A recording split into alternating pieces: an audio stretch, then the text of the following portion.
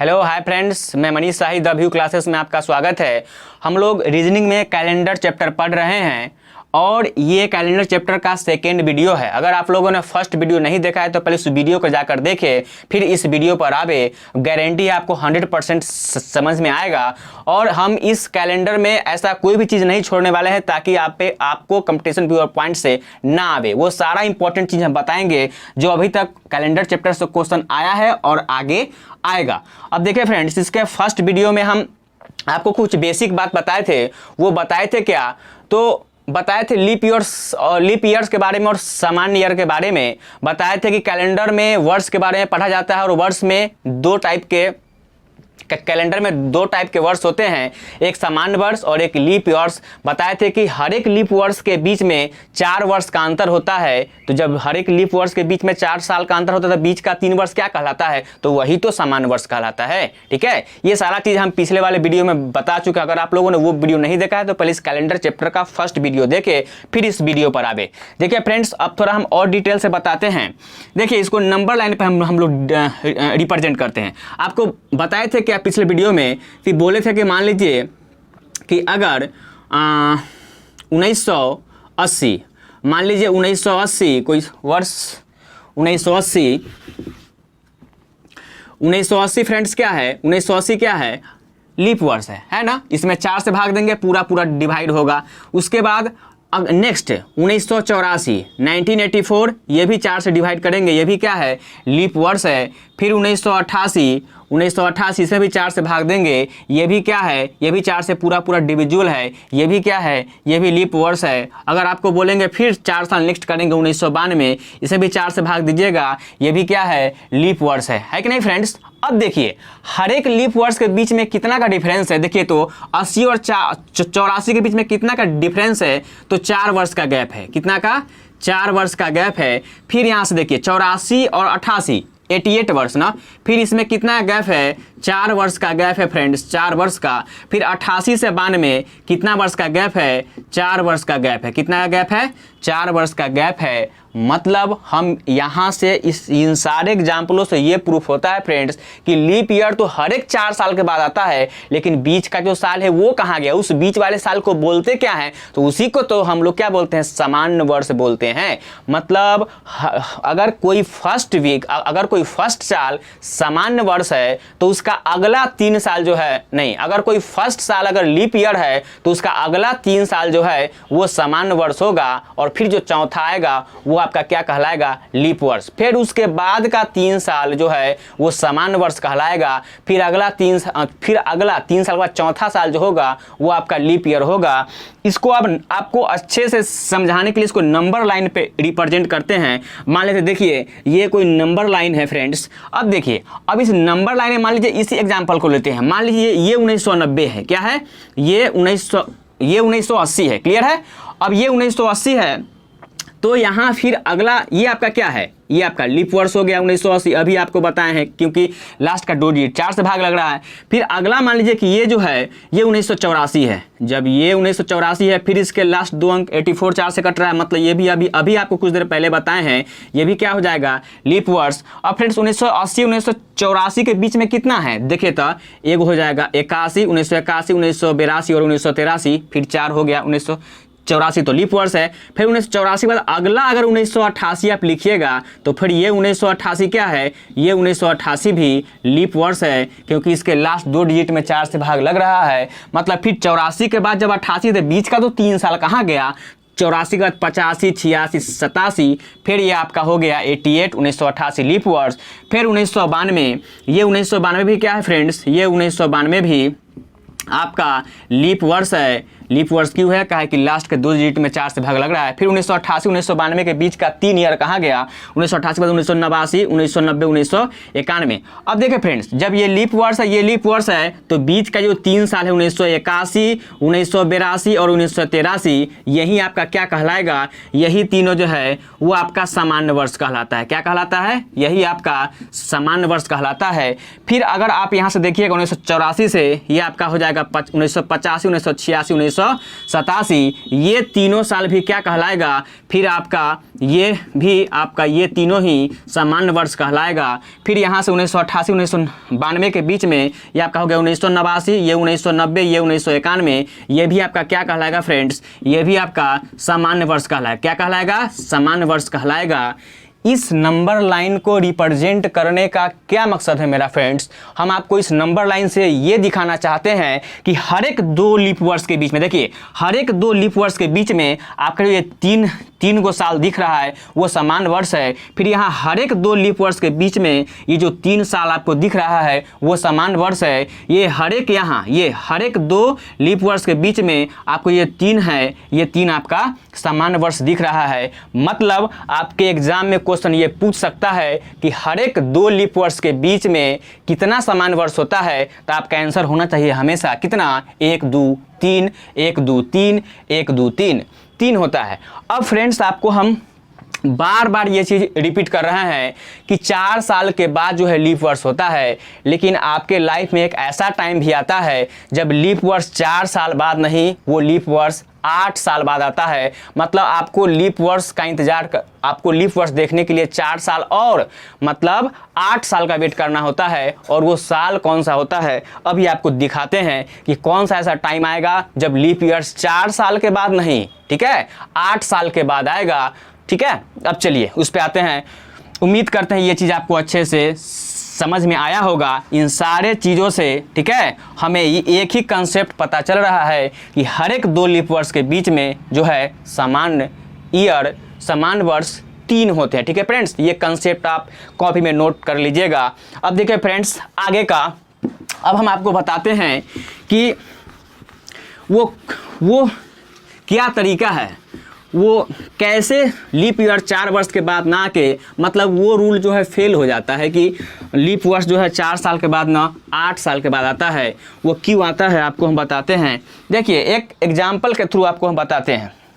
यहाँ से देखिए एग्जाम्पल के थ्रू बताते हैं कि वो लीप वर्ष 4 साल नहीं बल्कि 8 साल में आता है। मान लीजिए किसी व्यक्ति का जन्म तिथि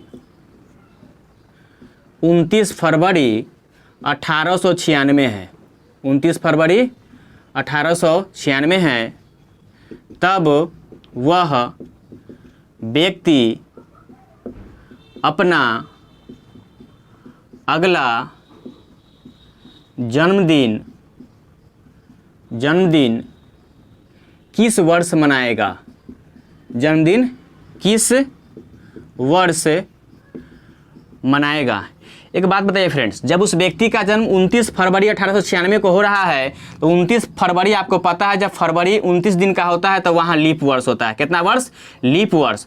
और लीप वर्ष जब उसका लीप वर्ष को अगर 29 तारीख को अगर उसका बर्थडे है तो फिर वो अपना अगला बर्थडे कब मनाएगा, जब 29 तारीख आएगा तभी तो वो अपना अगला बर्थडे मनाएगा। और 29 तारीख फरवरी में अगला मतलब 29 तारीख फरवरी में कितना साल बाद आता है, फिर कितना साल बाद रिपीट होता है, तो 4 साल बाद रिपीट होता है। मतलब आप ये सोचिएगा कि वो व्यक्ति का जन्म अगर 1896 हुआ है तो अगर वो 4 साल के बाद, क्या है कि 29 तारीख तो फिर 4 साल के बाद आएगा, जो आपको अभी पीछे कंसेप्ट पढ़ा है उस कंसेप्ट के अकॉर्डिंग, मतलब वो अपना अगला बर्थडे 4 साल क्लियर है कि 4 साल बाद मना पाएगा। 1896 में 4 ऐड कर दीजिएगा, 1896 प्लस 4 कितना हो जाएगा, 1900 ईस्वी। मतलब वो अपना अगला जो बर्थडे है 1900 ईस्वी में मनाएगा।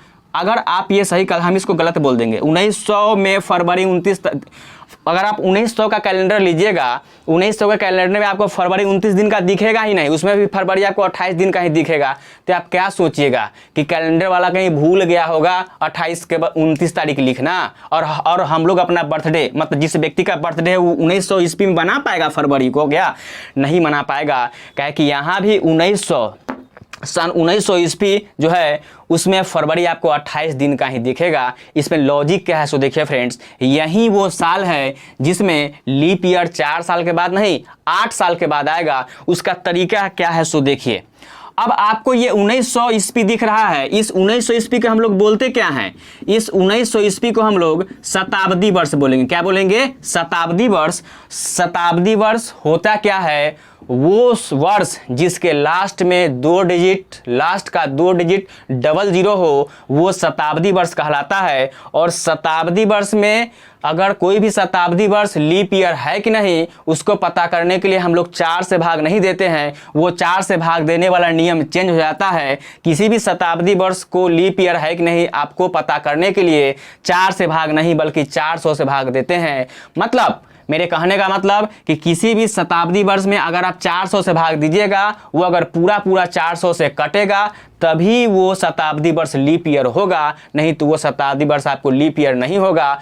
तब उस शताब्दी वर्ष में आप देखिएगा कैलेंडर में तो आपको फरवरी जो है सो 28 दिन का ही दिखेगा। जैसे एग्जाम्पल के थ्रू यहाँ आपको 1900 ईस्वी लिख दिए ना, 1896 में लीप ईयर्स है तो नियम के अकॉर्डिंग 4 साल बाद मतलब 1900 ईस्वी में लीप ईयर होना चाहिए, लेकिन ये लीप ईयर हुआ नहीं ना होगा। अगर आपके पास 1900 का कैलेंडर होगा तो आप पीछे घूम के देखिए फरवरी भी उसमें आपको 28 दिन का दिखेगा, क्योंकि यहाँ लॉजिक क्या है कि ये 1900 शताब्दी वर्ष है और शताब्दी वर्ष में लीप ईयर पता करने के लिए 4 का नियम नहीं चलता है बल्कि 400 का नियम चलता है। मतलब अगर हम 400 में 1900 से भाग देंगे तो क्या ये 400 चौका 1600, देखिए तो ये पूरा कट रहा है क्या? नहीं कट रहा है, 300 शेष मतलब 300 रिमाइंडर बच रहा है।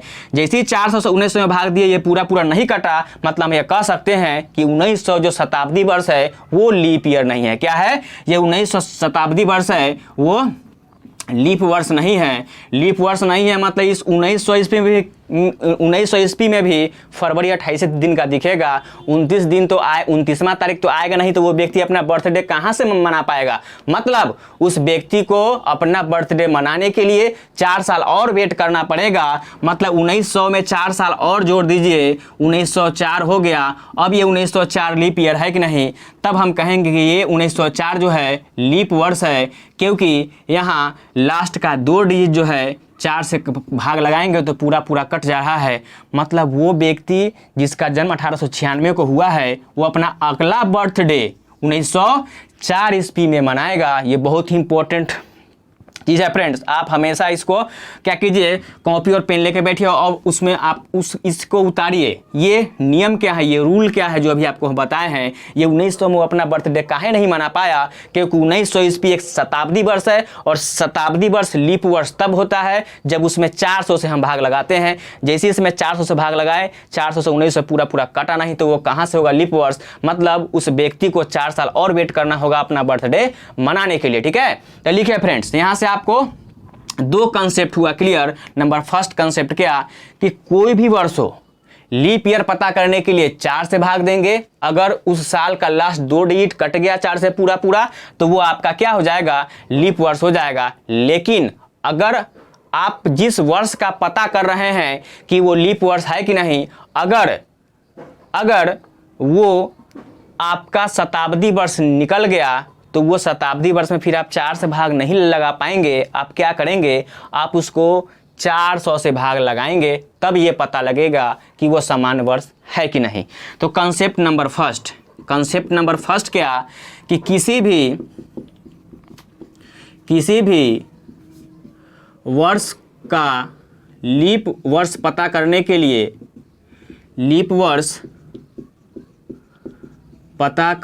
लिए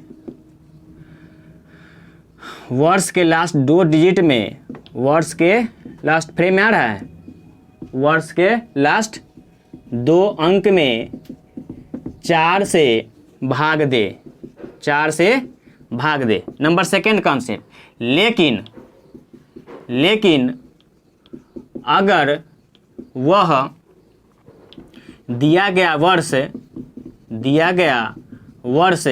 शताब्दी वर्ष हो। फ्रेंड्स, शताब्दी वर्ष कहने का मतलब कि जिस वर्ष का लास्ट 2 अंक 00 हो, ठीक है, शताब्दी वर्ष हो, तब उसमें 400 से भाग देते हैं। कितना से? 400 से भाग देते हैं। ठीक है फ्रेंड्स। तो कोई भी नॉर्मल ईयर हो, अगर उसमें आप 4 से भाग देंगे, लास्ट का दो ईयर पूरा पूरा कट गया तो वो आपका लीप वर्ष है, ठीक है। लेकिन अगर गलती से अगर आपको शताब्दी वर्ष मिल गया, मतलब कि उस वर्ष का लास्ट 2 अंक 00 हो, तो उसमें आप 400 से भाग लगा के ये पता करें कि वो लीप ईयर है कि नहीं। क्लियर है फ्रेंड्स। चलिए अब कुछ एग्जाम्पल के थ्रू हम आपको और लिखते हैं, मिक्स करके देते हैं वैल्यू। शताब्दी वर्ष कुछ होगा और कुछ आपका नॉर्मल ईयर होगा, आप उसमें ये बताएं कि कौन सा शताब्दी वर्ष है और कौन सा लीप ईयर है, ठीक है।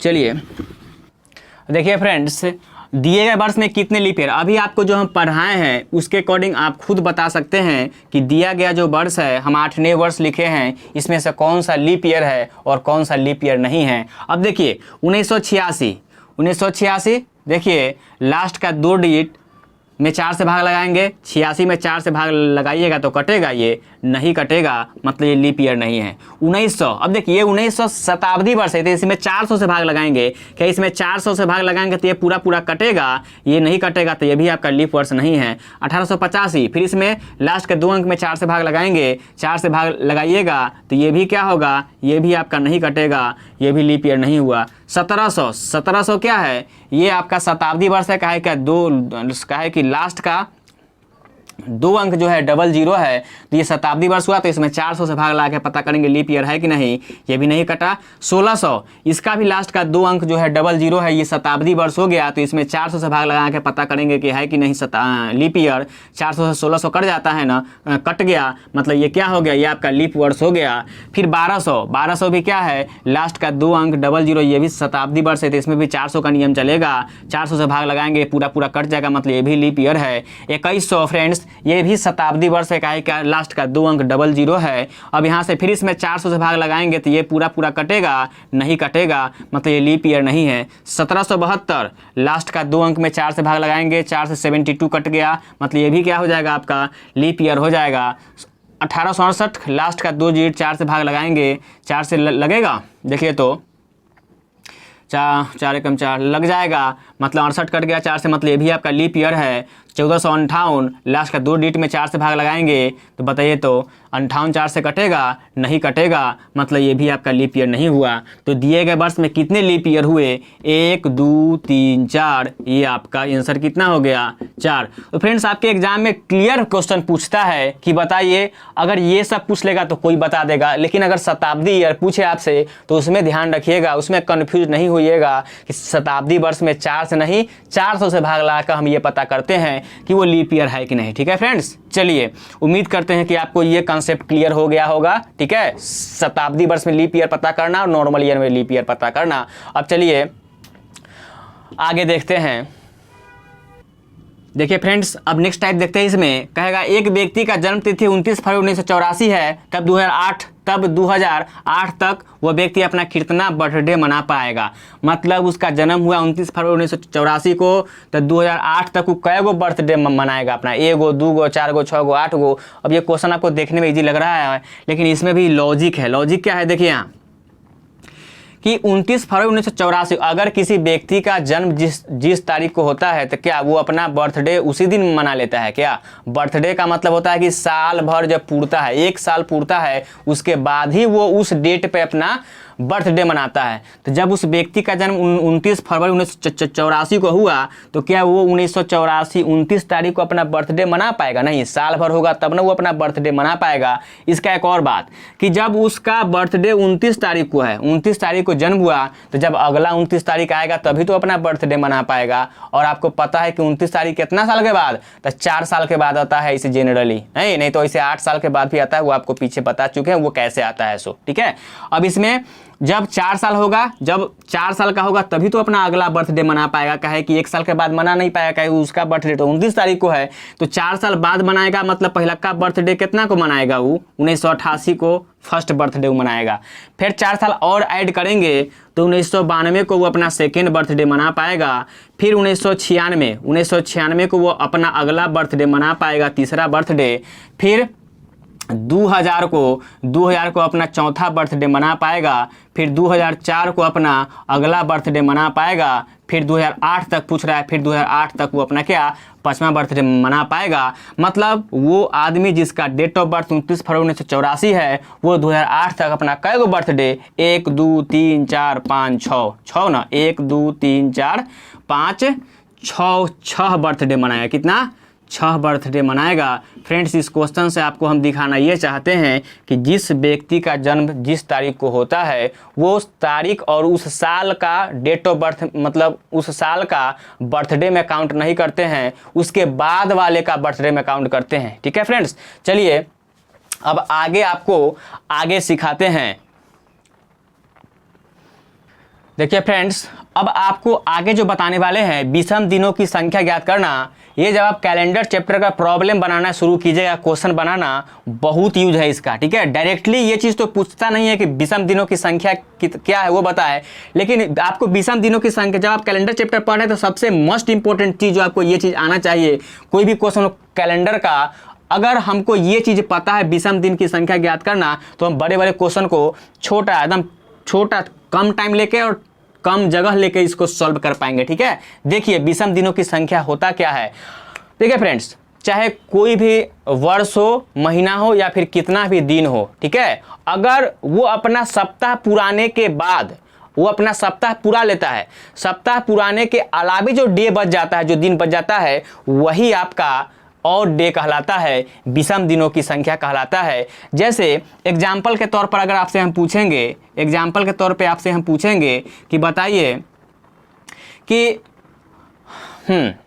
मान लीजिए कि जनवरी में कितना दिन होता है फ्रेंड्स। जनवरी में मान लीजिए जनवरी 31 डे का होता है ना, 31 डे का। अगर आपसे कोई पूछा कि बताइए जनवरी में कितना और डे होता है, और डे कहने का मतलब जनवरी माह में, ठीक है, सप्ताह पुराने के बाद, सप्ताह पुराने के बाद जो वैल्यू बच जाता है वो कितना है, वो ये अर्थ होता है और डे का। ठीक है, तो अगर आप हमेशा और डे पता, अच्छा इससे पहले आपको हम एक और एग्जाम्पल बताते हैं, फिर इस पे आते हैं। देखिए फ्रेंड्स, अगर मान लीजिए कि आज शुक्रवार है, क्या है, अगर आज शुक्रवार है मान लेते हैं, आपको इतना तो पता होगा कि आज जो डे है सेम डे 7 दिन के बाद आता है, फिर सेम डे 7 दिन बाद, फिर सेम डे 7 दिन बाद।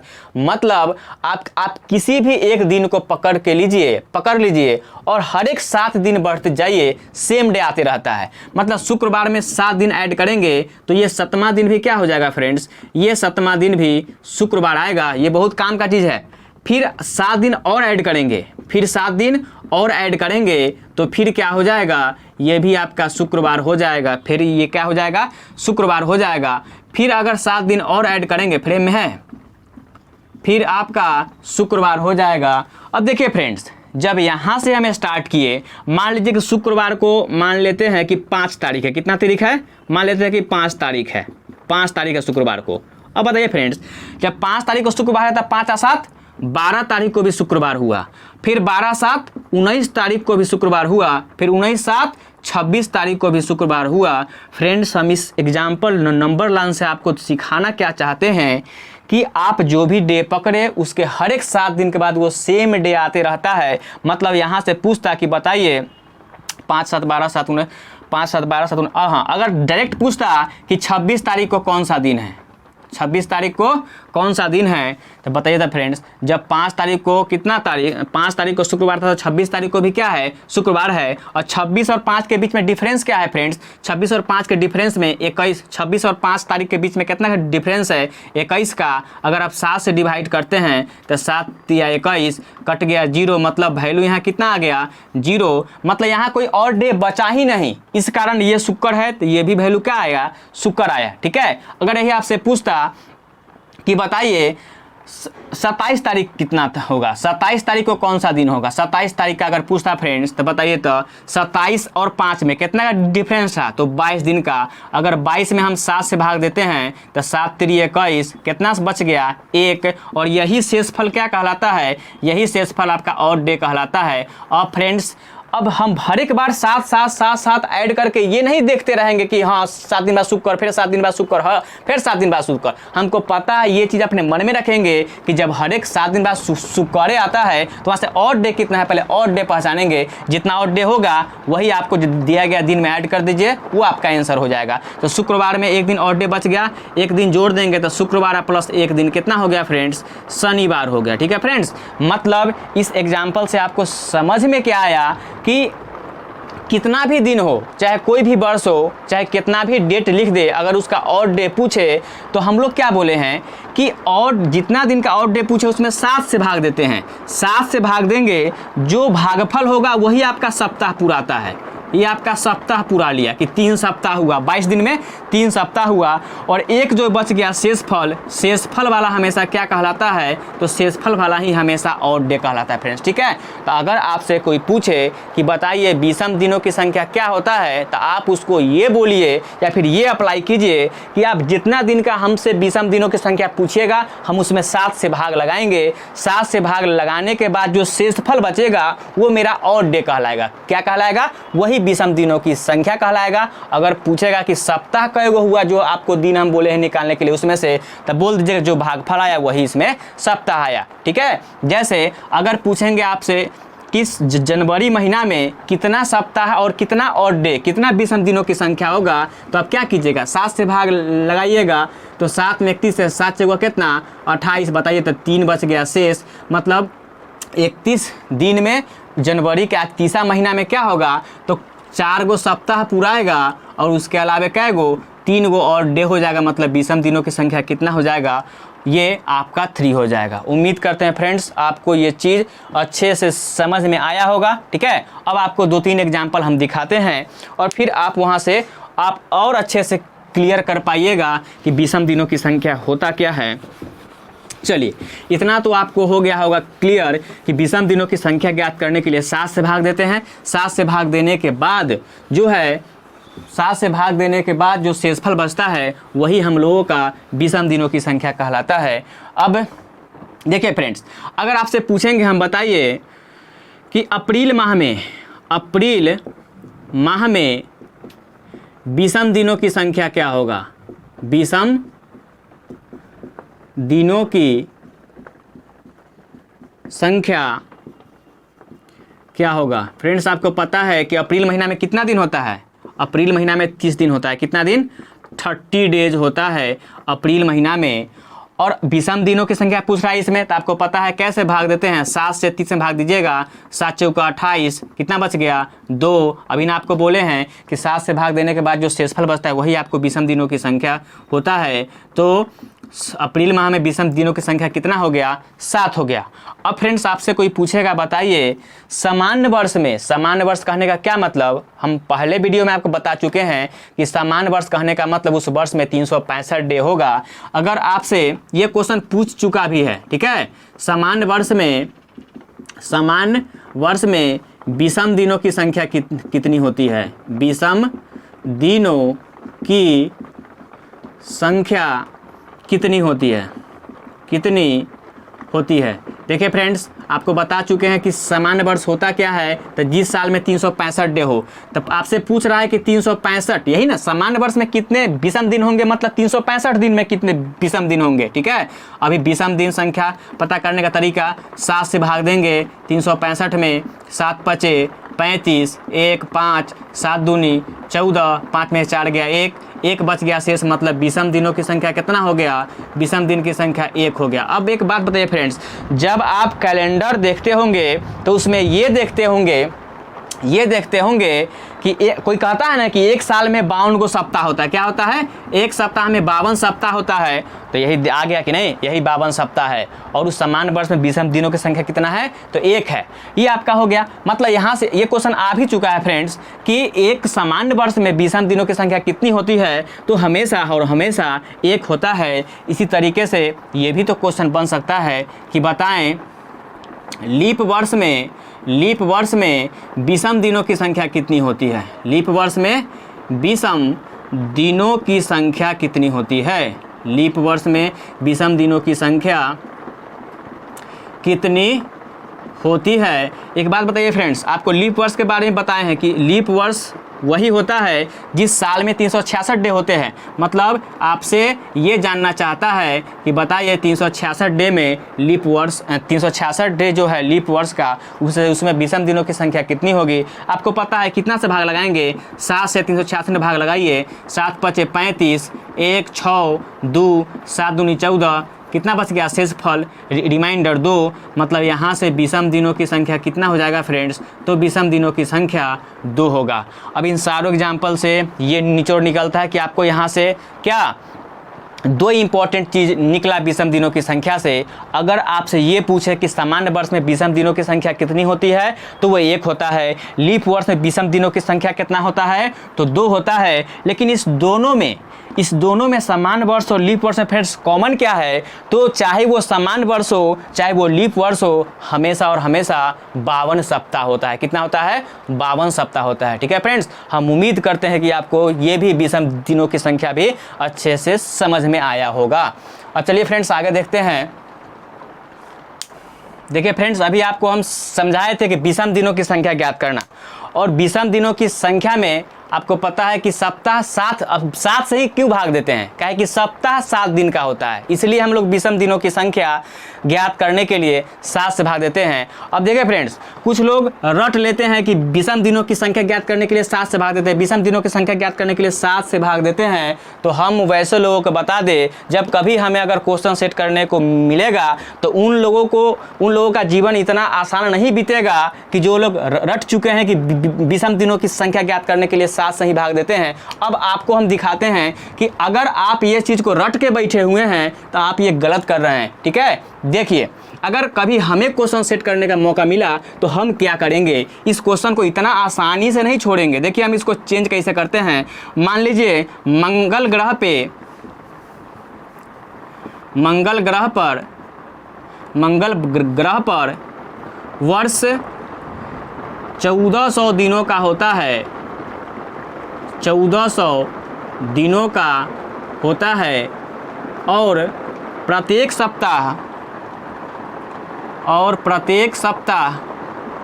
में 12 दिन 12 डेज होते हैं, तब विषम दिनों की संख्या ज्ञात करें। तब विषम दिनों की संख्या ज्ञात करें। विषम दिनों की संख्या ज्ञात करें में 1400 दिनों का होता है और प्रत्येक सप्ताह 12 दिन के होते हैं, तब विषम दिनों की संख्या ज्ञात करें। ये उन लोगों के लिए है जो रट के बैठे हुए हैं कि विषम दिनों की संख्या ज्ञात करने के लिए 7 से ही भाग देते हैं। अगर हमें कभी क्वेश्चन सेट करने का मौका मिला तब आपको हम ये क्वेश्चन देंगे, और जो लोग इसको रट के बैठे हुए हैं कि विषम दिनों में की संख्या ज्ञात करने के लिए 7 से भाग देते हैं, हमें पूरा उम्मीद है कि वो लोग क्या करेंगे, इस 1400 दिन को 7 से भाग लगाएंगे और आंसर गलत मार देंगे। ठीक है, जब आपको ये कॉन्सेप्ट पता है, ये कॉन्सेप्ट क्लियर है कि जितना सप्ताह में जितना दिन होता है हम लोग उतना ही से ही भाग लगाते हैं, तो जब यहाँ से कह रहा है क्लियर कि सप्ताह में 12 दिन होता है तो भाग कैसे लगाएंगे, तो 12 से भाग लगाएंगे, 7 से भाग नहीं लगाएंगे। जब आप 12 से भाग लगाइएगा 1400 में तो 12 एकम 12, 2 0, देखिए तो फिर 12 एकम 12 कितना हो गया, 8 0, 12 छक 72, कितना बच गया 8। मतलब बताइए तो ऑड डे की संख्या कितना होगा, तो विषम दिनों की संख्या जो है वो 8 होगा। ठीक है फ्रेंड्स, उम्मीद करते हैं कि आपको ये अच्छे से समझ में आया होगा और ये आज ये कंसेप्ट आपको क्लियर हो गया होगा कि कोई ज़रूरी नहीं है कि विषम दिनों की संख्या ज्ञात करने के लिए 7 से ही भाग देते हैं। ठीक है, वो डिपेंड करता है कि कितना से भाग देंगे, कि सप्ताह कितने दिनों का है। ठीक है फ्रेंड्स, लेकिन नॉर्मली क्वेश्चन जो है इसी टाइप का आता है, विषम दिनों की संख्या ज्ञात करने के लिए हम लोग 7 से ही भाग लगाएंगे। ठीक है फ्रेंड्स, अब आगे आइए, अब आगे देखते हैं। ठीक है फ्रेंड्स, आज का वीडियो यहीं ख़त्म करते हैं और हम उम्मीद करते हैं कि आपको अच्छे से सारा का सारा कंसेप्ट समझ में आ रहा होगा। अगर आपको अच्छा लगे तो वीडियो को लाइक शेयर और सब्सक्राइब कीजिए। ठीक है फ्रेंड्स, मिलते हैं अगले वीडियो में।